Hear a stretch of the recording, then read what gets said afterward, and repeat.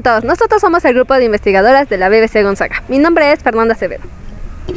Mi nombre es Camila Fonseca y el documental que estamos grabando en este momento es El pasado, un recuerdo para el futuro. Mi nombre es Berenice Males y el plan de viaje consiste en ir a cada uno de los imperios antiguos y recopilar información sobre cada uno. Mi nombre es Bianca Chamorro y en 8 días nos encontraremos en este mismo punto para recolectar la información obtenida.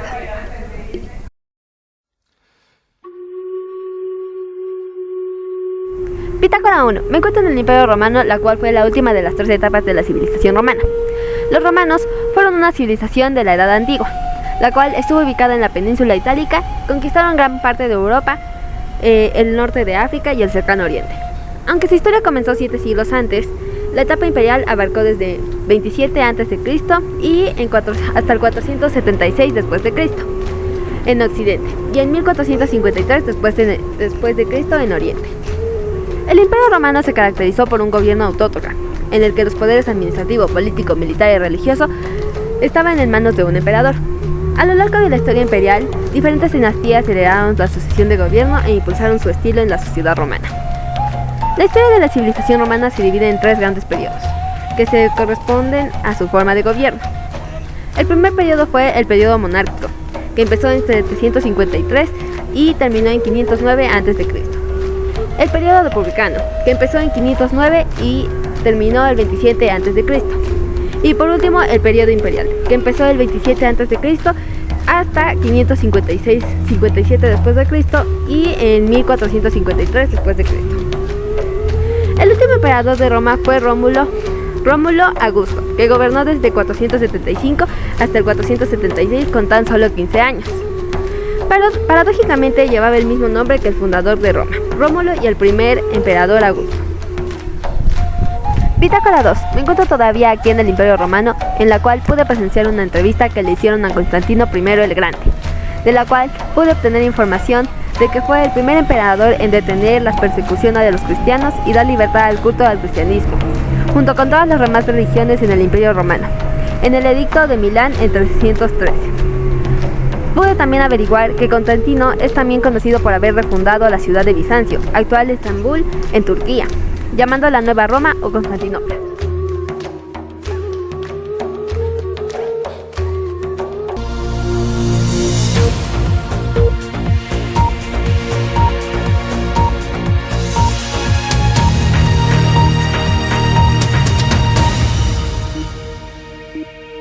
La entrevistadora Camila Fonseca viajó a Constantinopla para tener una entrevista con Constantino, quien nos hablará del proceso del cristianismo. Buenos días con todos y todas. El día de hoy estamos aquí con el emperador Constantino. Disculpe, emperador, si no le importa, ¿podríamos realizarle algunas preguntas? Buenos días. Claro que sí, voy a responder todas tus dudas, pero sea breve, por favor.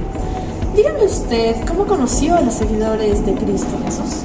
Fue gracias a mi madre, la señora Elena, que profesaba dicha fe. Bueno, muchas gracias. Entonces, comprendo que usted también será cristiano debido a su madre, ¿verdad? Suponde usted mal, ya que yo no soy bautizado. Sin embargo, en mi lecho de muerte me convertí en cristiano. Perdóneme, mi majestad. Bueno, pero la verdad es que tanto a mí como a nuestros televidentes queríamos saber, por qué usted ha decidido prohibir las persecuciones de los profesantes de esta religión. ¿Sabrá usted que yo tomé dicha decisión por un sueño? ¿De veras? No lo sabía. Sí, una noche anterior a la batalla con Magencio, tuve este gran sueño. Bitácora 3. En el transcurso de mi viaje he podido sacar algunos documentos e imágenes que van a ver a continuación.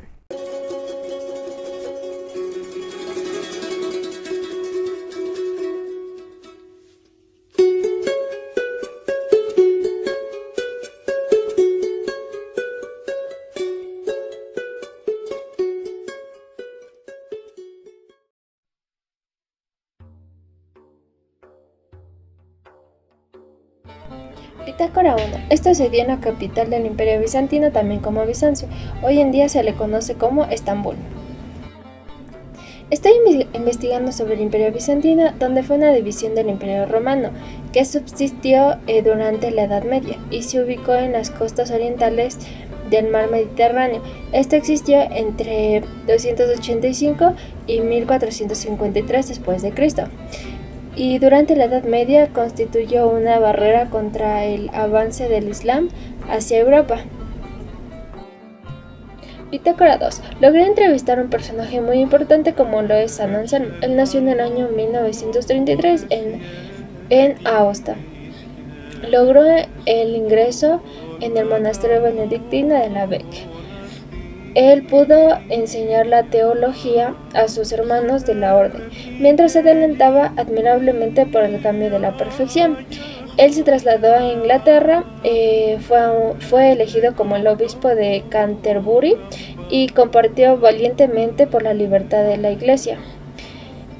También sufrió 2 veces el destierro. También les voy a hablar un poco sobre lo que significaba la teoría de Dios, donde nos pudo explicar que se podía utilizar la razón dentro de la fe cristiana, con su famoso argumento odontológico. Esto es sobre la existencia de Dios. Este es un argumento que nos dio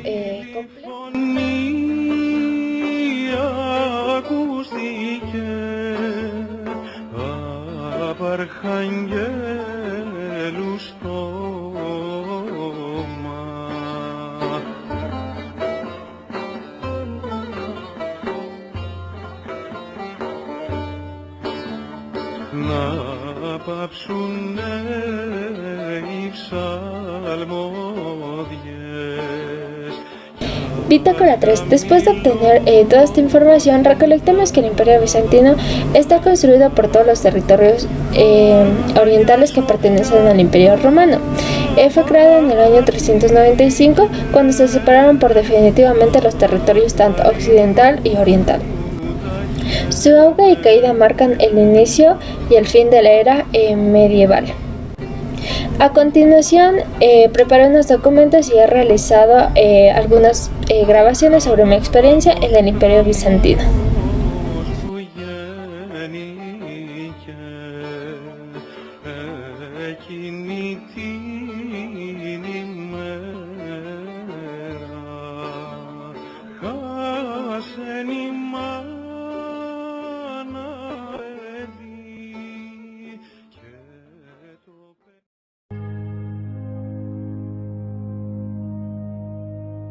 Bitácora 1.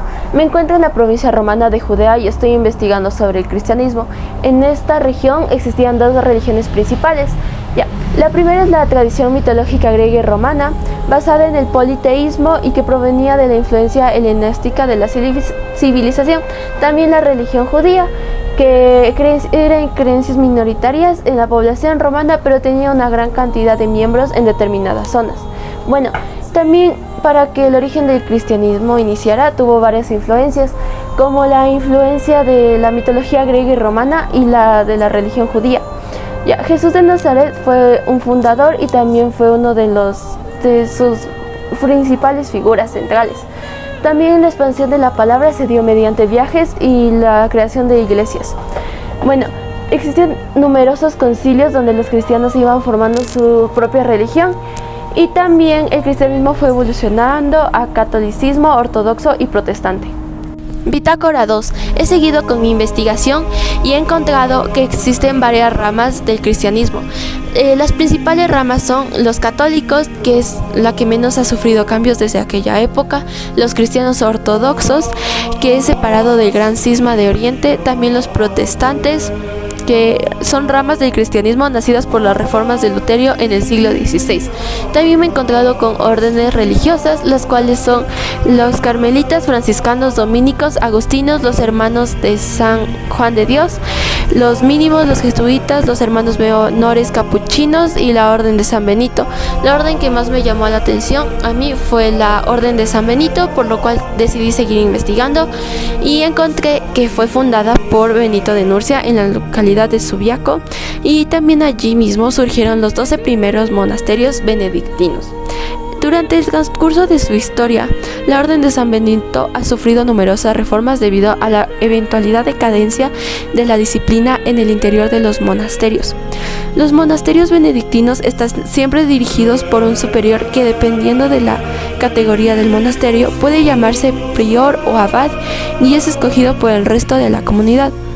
Benito de Nursia también escribió una regla de vida a principios del siglo VI, destinada a los monjes de los monasterios fundados por él. Sin embargo, parece ser que los cenobios de Subiaco no estuvieron de acuerdo con dicha ley, por lo cual decidieron conspirar contra él. También Benito creó una medalla que contenía símbolos y textos relacionados con su vida. La vestimenta de los monjes benedictinos era una túnica negra con una cuerda blanca amarrada a la cintura. Y también Benito realizó 5 promesas. Esta orden continuará existiendo hasta el fin de los tiempos.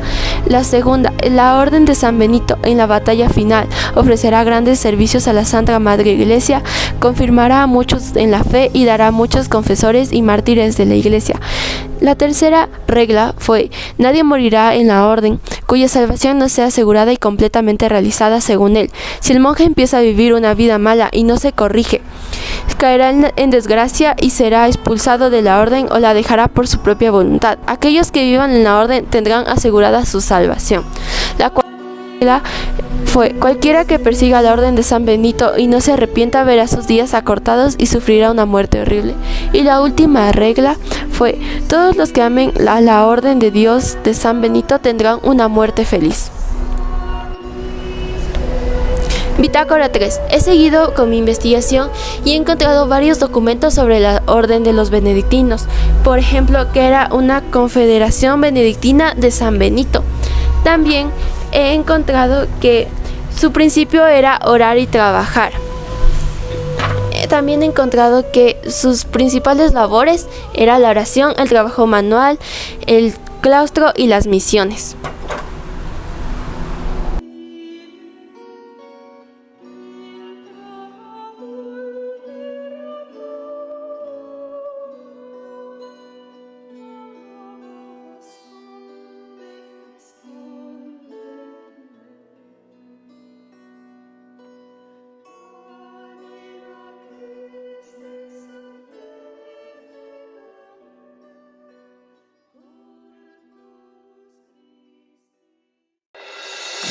إله إلا الله الله أكبر.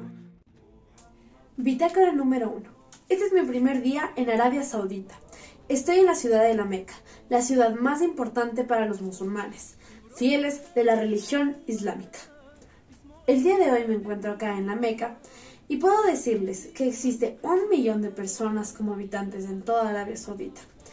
Esta cifra se duplica una vez al año cuando los fieles de la religión del Islam realizan la peregrinación a la Meca para visitar la Kaaba, uno de los monumentos o reliquias más importantes para la religión islámica, que se encuentra aquí mismo en la Meca. Como pueden observar, estoy usando una yihad, que es uno de los velos, de los tantos velos que existen en esta religión para las mujeres, y esta cubre pelo, bueno, cabeza y el pecho. Si bien es cierto, Arabia Saudita ha quitado la restricción del código de vestimenta para los extranjeros, pero sí esta aplica para entrar a las mezquitas, visitar la Kaaba, entre otras. Entonces por eso lo estoy usando. Este yihad yo lo voy a usar cuando visitemos la Kaaba. Pero ahora quiero hablarles un poco acerca del origen del Islam. Este surgió pues acá en Arabia Saudita. Ya surgió en el siglo VII con su profeta Mahoma, quien a los 39 años de edad recibió la primera revelación de Alá, su único Dios. Después de esta revelación, Mahoma decide, se autoproclama como el profeta. Si bien es cierto, ahora se lo conoce como profeta, pero en ese momento se autoproclamó como profeta y compartió las enseñanzas de Alá, las predicaciones, los principios de Alá con los pueblos aledaños. Después de esto, muchos gobernantes o cabezas de las religiones monoteístas lo empezaron a perseguir. Es por eso que en 622 él tiene que huir y esto se lo conoce como la Égira.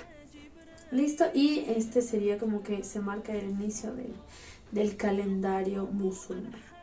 Bueno, musulmán, este término se da a los fieles del Islam y se significa, o digamos la traducción de eso es sometidos a la voluntad de Alá. Uno de los símbolos más importantes, el símbolo del Islam es la media luna con la estrella de 5 puntas. Este es un símbolo que pertenecía al Imperio Otomano, pero se lo preserva para la religión del Islam. Bueno, pues en la religión del Islam sus fieles no lo conocen como, digamos, solo una religión o tal vez solo son principios, sino lo consideran como un estilo de vida.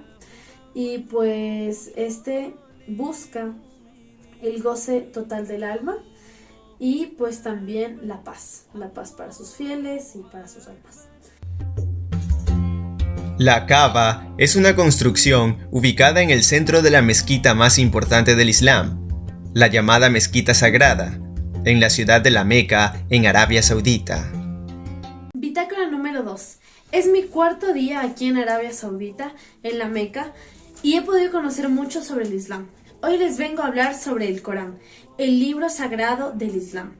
Bueno, si hacemos relación al cristianismo, se puede contar como la Biblia. Posee el Tanaj, que es conocido como el Antiguo Testamento.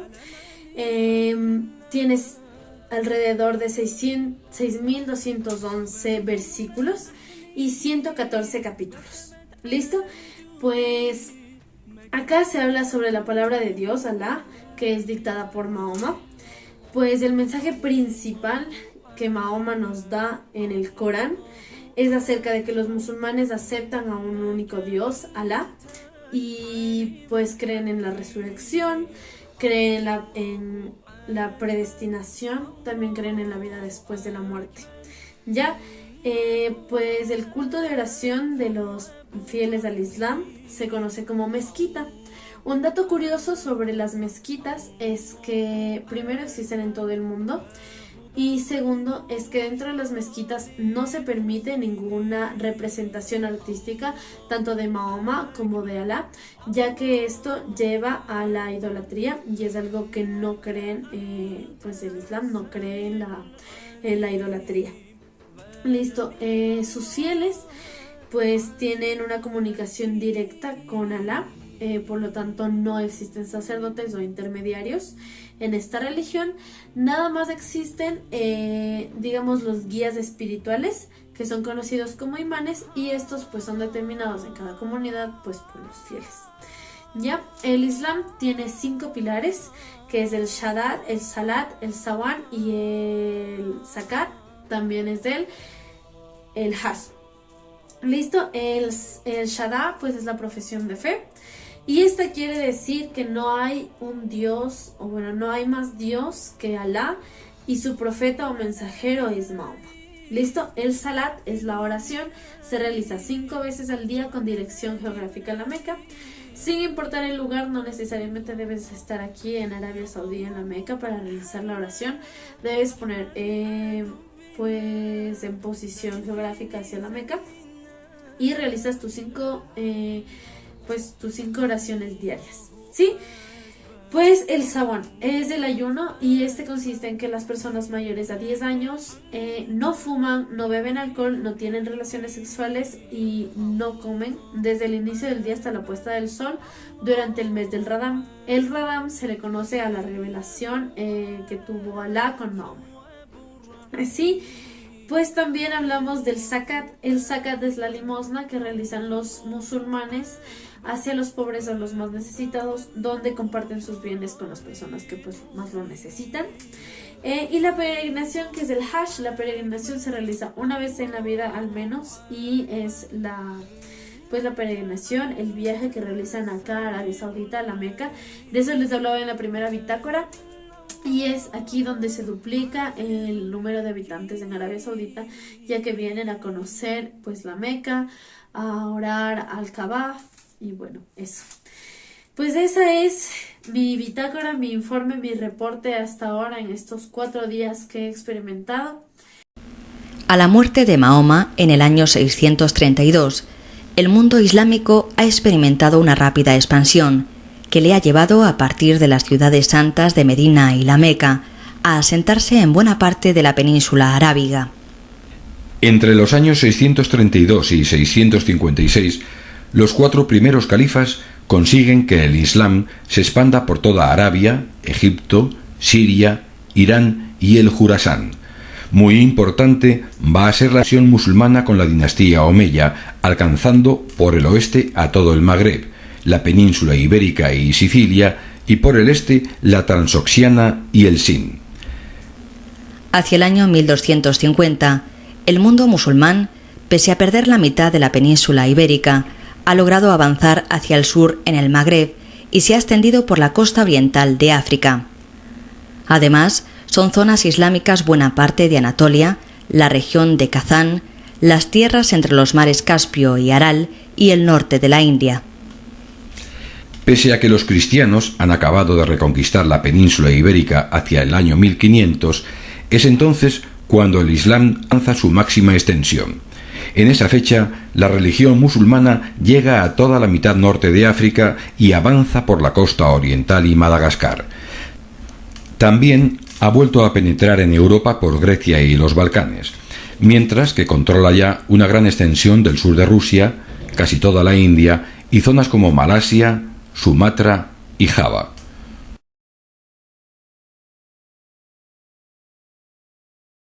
Bitácora número 3. Este es mi último día en Arabia Saudita y quería compartirles acerca de los aportes después de haber estudiado, de haber entendido todo lo que fue la expansión con el video anterior, todo lo que fueron pues el origen del Islam. Quería hablar sobre todos los aportes que nos deja esta religión. Pues, a ver, en el arte podemos decir que nos deja todo lo que es la arquitectura. En la arquitectura se puede observar las mezquitas, los palacios, que son grandes manifiestos arquitectónicos alrededor del mundo. Pues también en las artes menores nos deja todo lo que son las miniaturas. En las ciencias como la matemática, la física, la química, la geografía, también en el comercio, nos dejan grandes aportes, como por ejemplo en matemáticas el origen del cero y la geometría. También hablamos de la física, que nos deja todo lo que es la acústica, la densidad y la gravedad.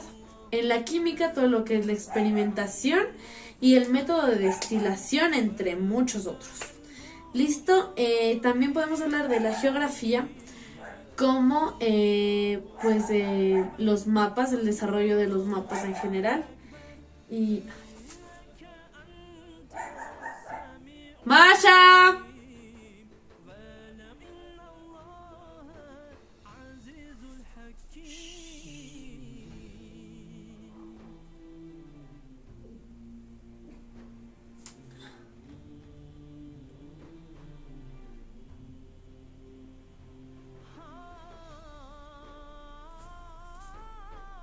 Bitácora número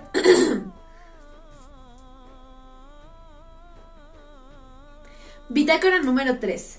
Este es mi último día en Arabia Saudita y bueno, pues después de haber entendido un poco del origen, sobre el Corán y todo esto sobre la religión del Islam, también con el video anterior podemos ver todo lo que es la expansión del Islam. Quería hablar sobre pues los aportes que nos deja el Islam a nosotros, y no solo en la religión, en las creencias, en los principios, sino también en la ciencia, en el arte, en la arquitectura. Entonces hablemos. Pues en el arte podemos ver la arquitectura, las artes menores. En la arquitectura podemos ver las mezquitas, los palacios, que son representaciones arquitectónicas bastante grandes alrededor del mundo y con detalles. Entonces, bueno, pues también en las artes menores podemos encontrar las miniaturas. En las ciencias, como en la matemática, en la física, en la geografía, en el comercio, en la química, nos han dejado grandes aportes. Por ejemplo, matemáticas nos deja todo lo que es el origen del cero, la geometría. En física, la densidad, la gravedad, entre otros. En la química también podemos hablar sobre la experimentación y el método de destilación, que son bastante aplicados en la química hoy en día. Pues en la geografía nos deja todo lo que es el desarrollo de los mapas en general. Y pues en el comercio nos deja lo que es el sistema de cartas de crédito. Bueno, Por último, quería pues despedirme con algunas frases y datos curiosos sobre cómo es la lengua en el Islam.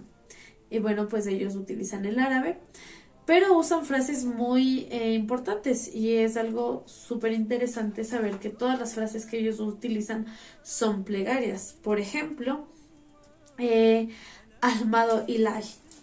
Almado Ilahi significa, bueno, pues lo usan cuando hay algo bueno y significa pues toda alabanza pertenece a Alá. Sí, entonces cuando algo bueno sucede es Almado Ilahi. Entonces, eso es como wow, algo bueno, mencionan esta frase. También existe el mashallah, que es según el placer de Alá, que es otra forma de decir cuando algo bueno pasa, es mashallah. Y también el inshallah, que pues es el ojalá, que nosotros los cristianos lo utilizamos como el Dios mediante, sería Alá mediante la traducción al español. Entonces el inshallah sería el Alá mediante o el ojalá. Por último, también quería un dato muy importante acerca del Islam, y es que aquí las personas no saludan ni con besos ni con abrazos a otra persona de diferente sexo que no es perteneciente, yo que sea su esposa o de su familia, por cuestiones de modestia. Y por último me despido con una frase del Islam, y es el saludo o despedida, que sería Salam Aleikum. Muchas gracias por seguirme en toda esta recopilación y bitácoras acerca del Islam.